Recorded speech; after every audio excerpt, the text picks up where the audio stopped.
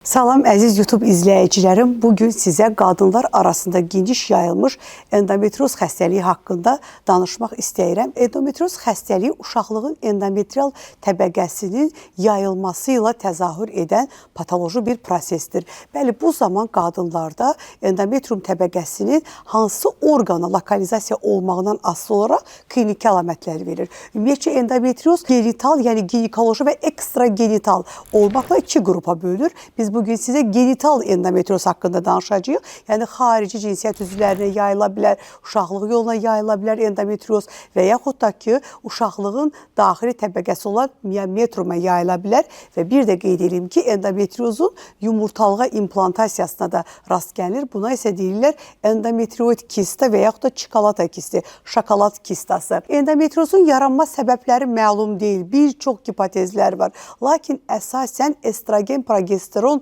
hormonunun qanda konsentrasiyasının pozulmasına görə rastlanan bir prosesdir. Bu zaman qadınlar hansı şikayətlərlə bizə gəlir?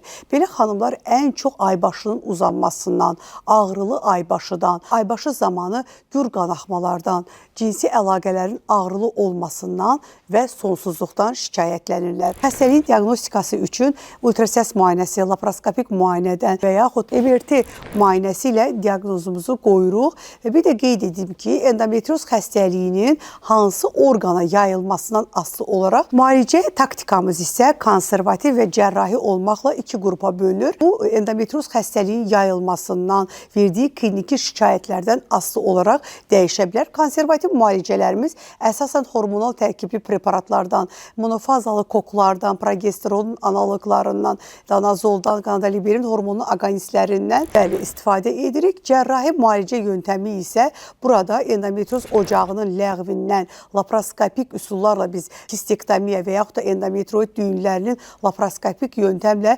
çıxarılmasından geniş istifadə edirik. Endometrioz xəstəliyi olan xanımların bir qrupu isə sonsuzluqdan şikayət edir. Çünki endometrioz xəstəliyi olan yerlərdə bitişmələr daha çox rastlanır. Bu da uşaqlıq borularının ətrafında olan bitişmələr olarsa, yəni qarının yayılmış endometrioz xəstəliyi zamanı daha çox rastlanır ki, bu da sonsuzluğa gətirib çıxarda bilər və bir də qeyd edim ki, endometrioz xəstəliyinin yumurtalığa olan implantasiyası, yəni endometrioid kista və yaxud da şokolad kistadır. Bu da yumurtalığın rezervini aşağı salmaqla sonsuzluğa gətirib çıxara bilər. Bəli, əziz xanımlar, əgər siz də endometrioz xəstəliyindən əziyyət çəkirsizsə, vaxtında həkimə müraciət edin ki, daha ciddi fəsadlara yol açmasın. Əziz izləyicilərimiz, belə videolarımızın davamını görmək istəyirsinizsə, kanalıma abunə olmağı unutmayın.